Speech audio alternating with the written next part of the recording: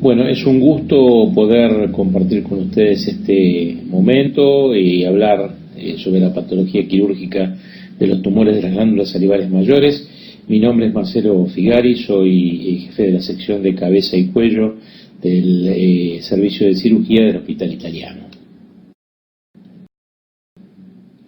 El objetivo de esta presentación será revisar la forma de presentación clínica y los rasgos epidemiológicos más importantes de los tumores que afectan a las glándulas salivales mayores. También analizaremos los métodos diagnósticos más utilizados y discutiremos los métodos de tratamiento universalmente aceptados. Como ustedes saben, los tumores afectando a las glándulas salivales representan aproximadamente el 3% de las neoplasias. Ocasionalmente están relacionados con algunos factores de riesgo, lo cual iremos viendo a lo largo de esta presentación. Y recuerden también que el índice de benignidad es tanto mayor cuanto más grande es la glándula, por tratar de establecer una regla. Vale decir que el 80% de los tumores parotidios son benignos, en el 65% se presentan los tumores benignos en las submaxilares y va incrementando la cantidad de tumores malignos en las glándulas accesorias, y las sublinguales son aquellas que presentan un mayor rasgo de malignidad, aproximadamente 80%. Si tenemos en cuenta que el 80% de los tumores se localizan en la parótida, quiere decir que la mayor parte de los tumores de glándulas salivales mayores son benignos. Histológicamente, ustedes conocen bien las variedades, los adenomas, el adenoma pleomorfo, tumor mixto, el más frecuente, seguido por las variedades de adenoma monomorfo, el oncocitoma, el cistadenolifoma, tumor de Warthin, y en el caso de los carcinomas, tenemos en primer lugar el más frecuente, que es el mucoepidermoide, sobre todo en la parótida, seguido por el carcinoma adenoide quístico, cilindroma, los carcinomas de células acinares, adenocarcinomas, los espinocelulares, que muchas veces es difícil diferenciar de una metástasis en terreno parotidio de un carcinoma, por ejemplo, cutáneo, de vías aerodigestivas superiores, carcinomas indiferenciados, y el carcinoma de adenoma pleomorfo, que luego vamos a discutir cuál es la base cierta para esta potencial malignidad del adenoma pleomorfo. El tumor mixto de las glándulas salivales o adenoma pleomorfo representa entonces el 90% de los tumores salivales, es más frecuentemente unilateral, se presenta con mayor frecuencia, como ya dijimos, en la parótida y en el sexo femenino, y tiene un gran periodo de latencia. Eso hace que muchas veces podamos especular con un tratamiento expectante, no quirúrgico, en pacientes de gran edad o con riesgo cardiovascular aumentado como para ser enfrentados a una cirugía. Este tumor mixto presenta, en caso de cirugía inadecuada debido a la extensión transcapsular que la neoplasia a veces tiene, la posibilidad de persistencia o recidiva en base a los márgenes insuficientes. Es por eso que hay que insistir en la necesidad de una cirugía completa, aun cuando no se trate de una parotidectomía superficial reglada, pero el margen tiene que ser suficiente, no puede ser una nodulectomía. Con respecto a la potencial transformación maligna, mucho se ha dicho, de hecho el nombre carcinoma hexadenoma pleomorfo es como que se basa en esa posibilidad, pero en realidad se considera actualmente que es rara la transformación y que los carcinomas hexadenoma pleomorfo en realidad son tumores malignos de novo, o sea, no transformaciones sobre lesiones, sobre adenomas pleomorfos de larga evolución. En cambio, el cistadenolifoma o tumor de Warthin es una lesión también benigna, en la parótida en general con un mayor índice de bilateralidad, es más frecuente en el sexo masculino, es uno de los pocos tumores de glándulas salivales realmente asociado a un factor exógeno, en este caso el tabaquismo, y presenta frecuente ubicación en la cola parotidia, lo cual hace que al ser un tumor también con menor potencial de recidiva, donde un mínimo margen de tejido sería suficiente para su resección adecuada, se pueda realizar a veces una resección solo de la cola parotidia y no del resto del tejido. El tratamiento en general, si bien volveremos sobre los tipos de cirugías parotídeas más adelante, en el caso de los tumores benignos es la parotidiectomía superficial, aunque en aquellos tumores que se originan en el lóbulo profundo sería la parotidiectomía total, siempre con conservación del séptimo par, del nervio facial. En el caso de la submaxilar es la submaxilectomía completa por fuera de la cápsula del órgano. En el caso de las glándulas salivales menores y sublinguales dependerá de cuál estemos hablando y de qué localización, por ejemplo si es el piso de la boca o la mucosa yugal o el paladar o cualquier zona de la vía digestiva superior. En el caso de las menores, obviamente el piso de la boca. En el caso de las sublinguales, la forma de tratarlas es con una adecuada resección con margen. ¿Cuáles son entonces, frente a los tumores parotídeos, los criterios que potencialmente pueden hacernos sospechar la malignidad? Bueno, los tumores, como ustedes saben, se presentan en su gran mayoría como nódulos. El nódulo, en la forma de presentación, son nódulos preauriculares, aproximadamente un 10% se localizan en el lóbulo profundo, un 1% en la prolongación anterior de la glándula, lo cual crea muchas veces un desafío quirúrgico. La malignidad en la parótida es menor al 25%, y existen algunos signos orientadores de malignidad, obviamente. Uno es la fijación a la piel, el otro son las adenopatías regionales, la presencia de adenopatías regionales, y finalmente la presencia de parálisis facial. Estos tres signos, fijación, presencia de adenopatías y parálisis, deben ser considerados como claramente orientadores de malignidad, más allá de que uno confirme esa presunción citológicamente. La parálisis facial como predictor es un síntoma alarmante, independientemente del tamaño tumoral, y se presenta en 12 a 25% de los pacientes que tienen un carcinoma de parótida. A su vez, si uno considera las parálisis idiopáticas, un 6% de las parálisis idiopáticas podrían ser explicadas por la presencia de un carcinoma parotídeo no diagnosticado. Los estudios preoperatorios que vamos a definir no modifican en general la orientación del tratamiento y por ello se los ha considerado muchas veces superfluos. Sin embargo, en ausencia de contraindicaciones, en ausencia de contraindicaciones la parotidiectomía siempre es mandatoria. Entonces, ¿cuál es el real peso que los estudios preoperatorios pueden tener? Y bueno, permiten determinar la ubicación, permiten determinar la extensión oral, permiten también suponer las chances de malignidad. O sea que también permiten en alguna medida estimar el riesgo que ese nervio facial podría tener en un tratamiento quirúrgico y blanquear esa situación, discutirla previamente con el paciente. La punción aspirativa con aguja fina, ustedes pueden ver en la imagen de la derecha una punción realizada con guía ecográfica sobre un carcinoma mucoepidermoide. Es un estudio costo efectivo, es económico, mínimamente invasivo. La guía ecográfica evidentemente optimiza el estudio, permitiendo conocer con exactitud el sitio en el cual el cirujano o el ecografista se encuentran realizando el estudio, y está demostrado que no provoca ningún tipo de siembra tumoral, a diferencia de las punciones con aguja gruesa.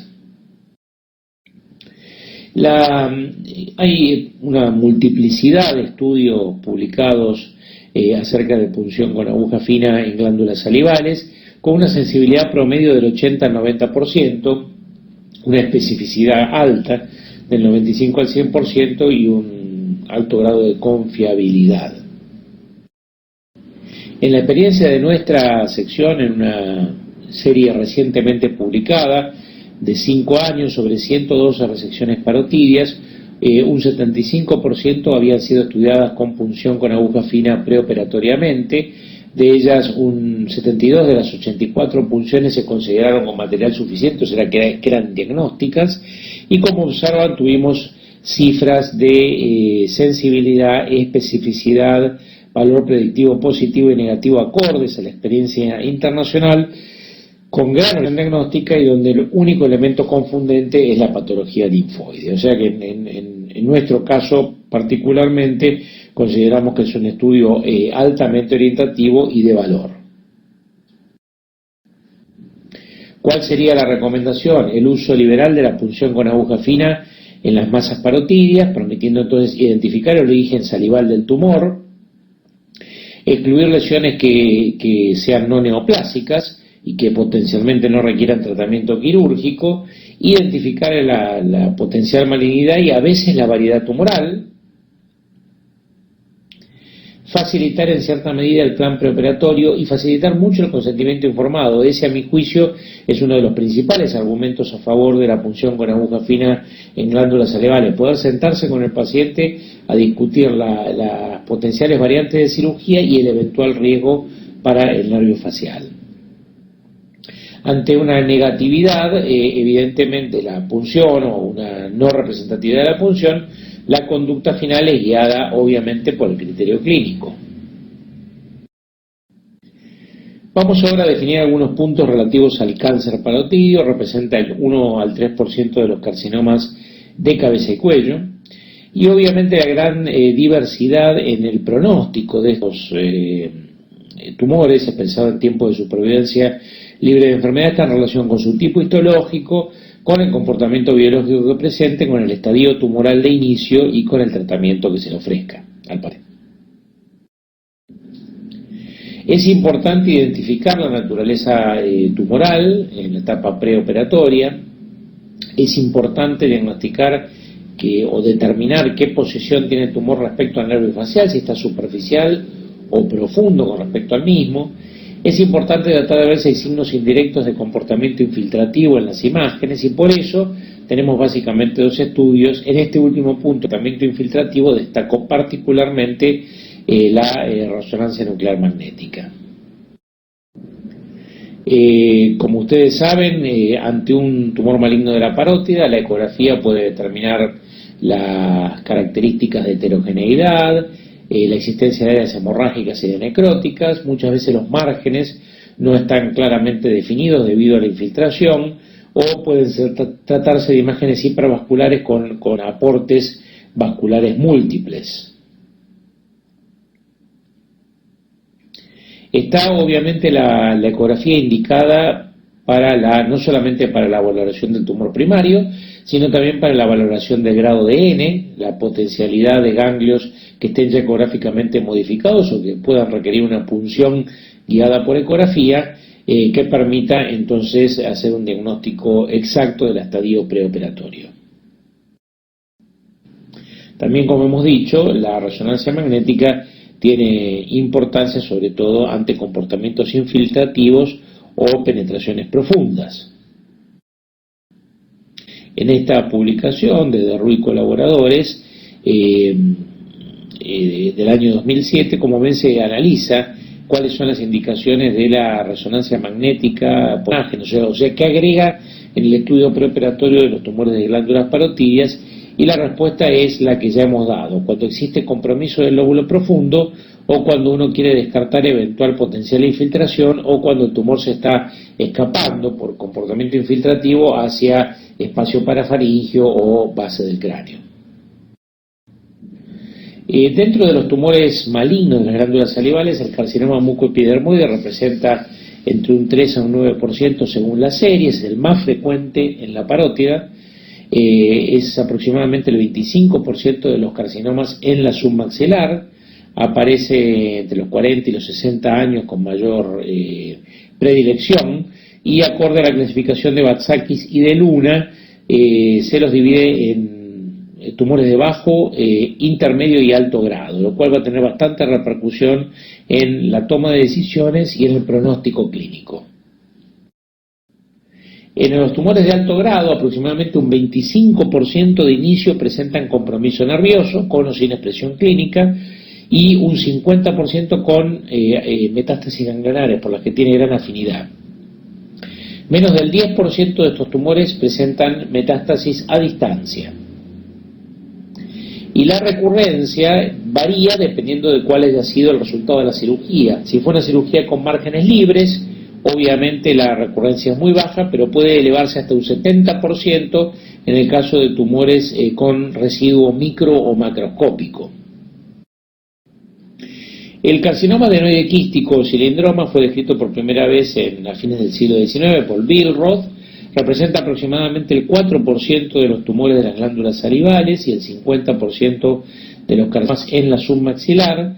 Como ven, la edad media tiene su pico en los 45 años, distribución similar por sexos, pero aquí viene lo categórico: 30% de los carcinomas adenoidequísticos o cilindromas presentan invasión perineural, que es su característica principal. Tienen escasa avidez linfática, pero mayor tendencia a la diseminación hematógena y a las metástasis viscerales, fundamentalmente a la pulmonar.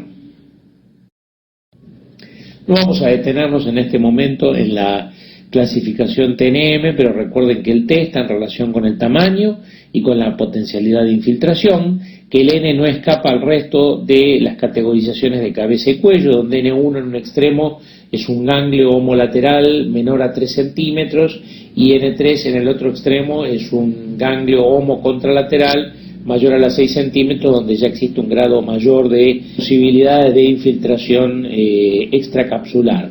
Como ustedes ven, el peso del N es muy importante, ya que el N1 determina ya el paso del paciente a un estadio 3, mientras que el N2 lo lleva a un estadio 4. Bueno, ¿cuál es el tratamiento quirúrgico aceptado del carcinoma de la parótida? Obviamente es la parotidectomía. Cuando se trata de tumores pequeños y de bajo grado, una parotidectomía superficial es suficiente. En cambio, cuando, inclusive en algunos tumores de mayor tamaño, T3, pero que estén en el área superficial y que sean casos seleccionados por el bajo potencial infiltrativo, esas lesiones pueden ser tratadas con una parotidectomía superficial. No así cuando el tumor es un tumor muy extenso o directamente está localizado en el lóbulo profundo, o cuando uno determina que tiene un alto grado tumoral, sobre todo en los carcinomas mucoepidermoides, o invasión clínica o invasión macro o microscópica intraoperatoria del séptimo par, o cuando existe comportamiento infiltrativo hacia la base craneal. Todos esos casos deben recibir una parotidectomía total. Obviamente el sacrificio nervioso se justifica solamente cuando hay compromiso clínico preoperatorio o cuando hay invasión macroscópica determinada intraoperatoriamente. Entonces, con respecto a la preservación del séptimo par, que debe ser la regla, no la excepción, es obviamente deseable y absolutamente necesaria cuando el nervio está preoperatoriamente funcional, cuando se lo puede disecar fácilmente del tumor en forma macroscópica, o cuando uno deja solamente un poco de enfermedad microscópica que pueda ser tratable con radioterapia sobre el tumor. Ahí el costo-beneficio de resecar el tumor por solamente una enfermedad microscópica es muy alto, o sea que en suma diríamos que el sacrificio profiláctico del nervio de ninguna manera es justificable.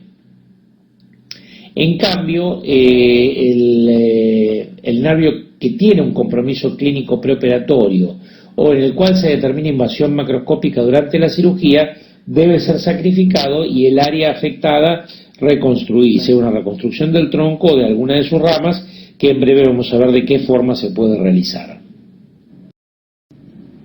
Con respecto a la reconstrucción del séptimo par, el método más aconsejado es el graft diría que el método más común es el graft con el gran auricular, que es un nervio que deviene de las ramas del plexo cervical superficial.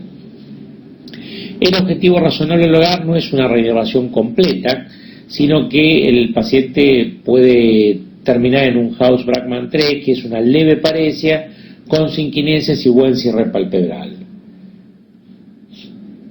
Prácticamente el tiempo de recuperación luego de haber realizado algún tipo de reconstrucción facial es de aproximadamente 2 años, que está en relación también con el tiempo de parálisis preoperatoria y con la edad del paciente. Una edad superior a 60 años o un tiempo de parálisis preoperatoria prolongado son factores negativos en cuanto a la recuperación del nervio. Otro de los puntos a discutir que es interesante es que la recuperación no está afectada por la radioterapia. O sea, si uno realiza una reconstrucción facial y el paciente debe ser expuesto a radioterapia por las características tumorales, en principio esa radioterapia no afectaría el adecuado crecimiento axonal. Con respecto al tratamiento del cuello no comprometido, el cuello N0, el que no tiene evidencia de metástasis ni macro ni microscópicas, hay que tener en cuenta que este tipo de tumores tienen bajas chances en general de metástasis ocultas. Entonces, ¿cuál es la actitud habitual cuando uno determina intraoperatoriamente por congelación o ya lo sabe por punción preoperatoria que tiene un carcinoma? Se hace la biopsia y congelación del nivel 2 subdigástrico, o sea, de los ganglios yugulares superiores que están al alcance de la cirugía parotidia. De ser positivo ese nivel ganglionar, hay que completar ya sea con un vaciamiento o con radioterapia posoperatoria. Ahora, cuando los tumores son tumores mayores a 4 centímetros, son tumores de alto grado, que presentan ya un 20 a 50% de metástasis ocultas, o pacientes que tienen más de 60 años con invasión neural y extensión extraparotídea que tienen hasta un 95% de metástasis oculta, esa es una indicación de tratamiento electivo del cuello en forma de vaciamiento o en forma de radioterapia. El tratamiento de cuello, entonces, positivo, el cual uno podría decir que se realiza en forma electiva en un porcentaje de aproximadamente 15 a 20% de los pacientes, implicaría la remoción de los niveles 2, 3 y 4 en el caso de la parótida, 1, 2, 3 y 4 en el caso de la submaxilar, podría ser en el caso de enfermedad ganglionar masiva en el cuello un vaciamiento radical modificado que tome los niveles de 1 a 5. Recuerden que el nivel 1 es el submaxilar, el nivel 2 es el yugular superior, el nivel 3 es el yugular medio, el nivel 4 es el yugular inferior y el nivel 5 es el triángulo posterior. El labio espinal solo debe ser sacrificado en caso de ser necesario, o sea, cuando hay alguna metástasis muy cercana que lo está potencialmente invadiendo, si no, es un sacrificio innecesario. Y obviamente en el caso de invasión ganglionar múltiple en el cuello, se debería realizar radioterapia adyuvante. Vamos a ver, como para ilustrar algunos casos clínicos. Aquí ven la situación intraoperatoria de un paciente de sexo masculino, 63 años, afectado por un tumor relativamente pequeño, un T2N0M0, pero ubicado en el lóbulo profundo. Acorde a lo que ya hemos visto, ese paciente es pasible de una parotidectomía total. O sea, primero la superficial, aunque esté sano, y posteriormente el lóbulo profundo. El nervio facial debe ser conservado, ya que no había ningún tipo de compromiso pre ni intraoperatorio. Se realizó, debido a que teníamos confirmación de patología maligna, un relevamiento del primer nivel ganglionar, o sea, del nivel 2, con 6 ganglios negativos, radioterapia posoperatoria. Este paciente permanecía en el último seguimiento 44 meses posoperatorios libre de enfermedad. Aquí vemos la losa intraoperatoria, el facial levemente desplazado, y se observa la realización de la parotidectomía total y el vaciamiento del nivel 2. Un control tomográfico postoperatorio que muestra el colapso absoluto de los tejidos blandos en la zona donde previamente se encontraba la parótida. Otro caso clínico, ya un tumor más agresivo, el previo era un carcinoma de células basales. Este es un carcinoma adenoideo quístico en un paciente de 60 años, varón. Fue un hallazgo incidental por una imagen. Ustedes ven la imagen que se observa en el lóbulo profundo. Se realizó una punción, en este caso guiada bajo tomografía computada. Cuando la lesión es profunda es más difícil utilizar la ecografía y la tomografía computada resulta más beneficiosa. Se puede punzar a través de la escotadura sigmoide desde afuera o eventualmente en algún caso desde la boca. Obviamente se realiza una parotidectomía total, el facial nuevamente conservado. Aquí ven el tronco del facial con sus dos ramas, la rama cérvico-facial, la rama temporofacial y ya su bifurcación precoz, y ven también en este caso el tratamiento simultáneo de la parte alta del cuello. Aquí se realizó directamente por las características del caso, siendo un carcinoma adenoide quístico, un vaciamiento supraomoidoideo, Esto, como les dije antes, el carcinoma adenoide quístico tiene menor avidez linfática que el carcinoma mucoepidermoide, pero así todo, con este grado de exposición se relevaron los 3 primeros niveles, que resultaron absolutamente negativos. El paciente fue sometido a terapia radiante por las características de la lesión, desarrolló a mediano plazo metástasis pulmonares, metástasis hematógenas, y sin embargo el paciente falleció por esas metástasis 60 meses, o sea 5 años luego de la cirugía, pero sin ningún tipo de recaída local. En base a este trabajo de Lima y de Cernea, del Hospital Das Clínicas de Sao Paulo, pueden observar que, habiendo ellos tratado 150 pacientes en 25 años, la sobrevida es excelente en el estadio 1 y en el estadio 2, pero evidentemente el estadio 3 ya tiene un pronóstico intermedio, y el estadio 4 tiene un pronóstico bastante ominoso, y esto está determinado por la enfermedad ganglionar cervical, por la infiltración extraganglionar y por las metástasis a distancia.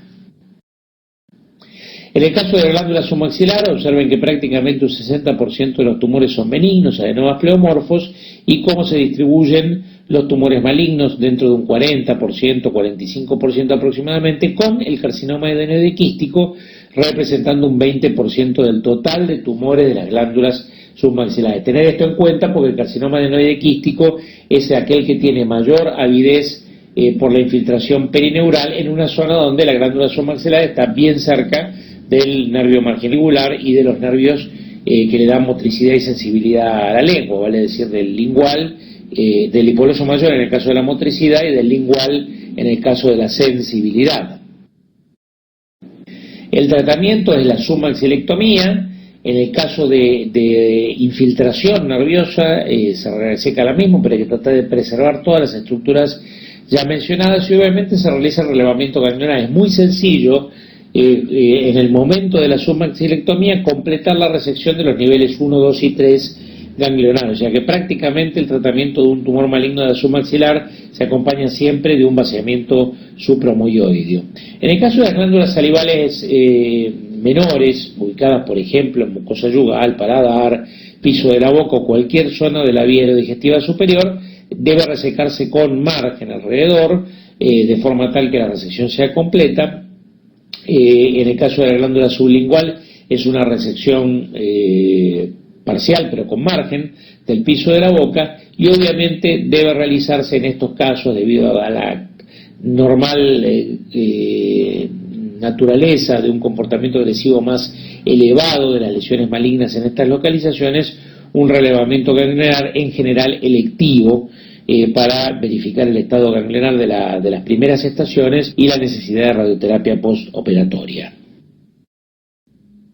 Aquí vemos un caso, por ejemplo, de un paciente que fue operado en otra institución sin diagnóstico por punción preoperatorio, con presunción de una cialadenitis submaxilar, donde los cirujanos intervinientes se encontraron con una gran infiltración local, y la biopsia demostró que se trataba de un carcinoma adenoide quístico, que en este caso en particular obligó a una resección, incluyendo la cicatriz preoperatoria, como ven en la fotografía de la izquierda, obligando a un vaciamiento supramoideo en sumación a la resección también del platisma, y inclusive de una mandibulectomía marginal inferior, debido a que el tumor se encontraba fuertemente adherido a la mandíbula. Este paciente afortunadamente recibió radioterapia postoperatoria y está libre de enfermedad muchos años después del tratamiento inicial.